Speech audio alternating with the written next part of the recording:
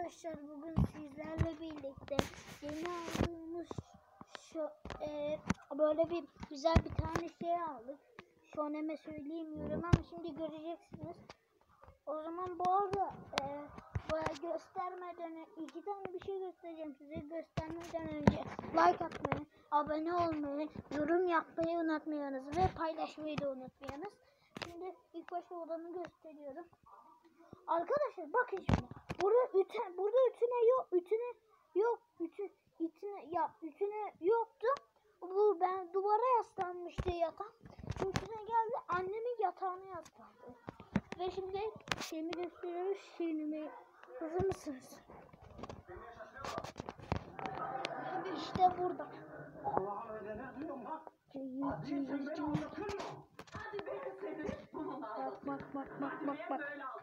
Şömine.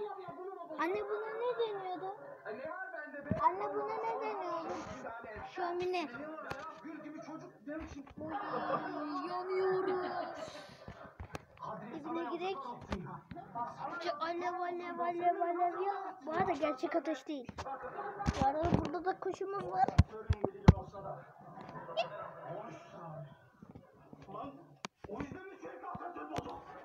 Güldür. Müdahale etmek istemiyorum ama bence yanlış yere.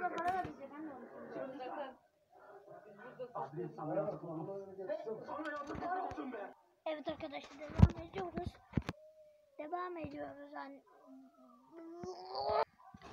devam ediyoruz arkadaşlar. Evet şimdi ya.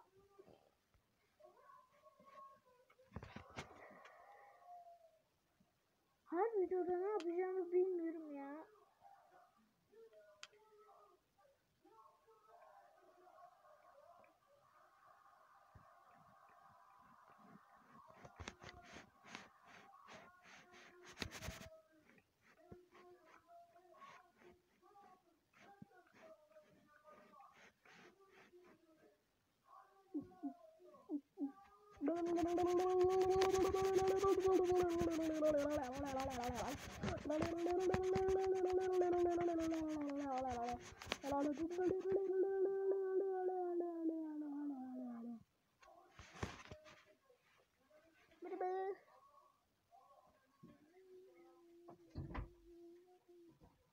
Arkadaşlar sizi burada bırakacağım ve gideceğim.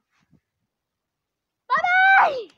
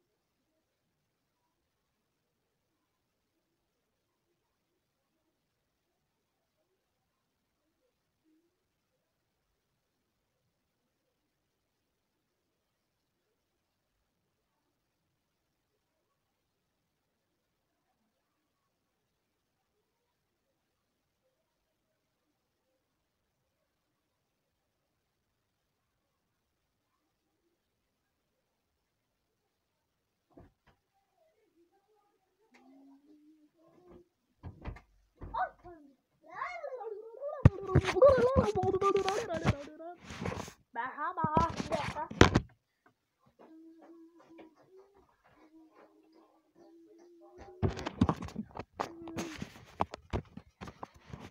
Arkadaşlar video çekeceğimi bilmiyorum ki yani. Artık videolarım kısa geldiği için yani abone olmuyorsunuz.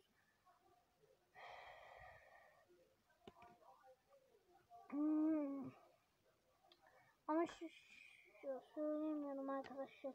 Görüşürüz. Arkadaşlar inşallah bir gün kameradan böyle oyun videoları çekmeyi öğrenirim de inşallah oyun videoları çekerim. Görüşürüz. Üzgünüm arkadaşlar. Kısa olduğu için özür dilerim. Bay bay.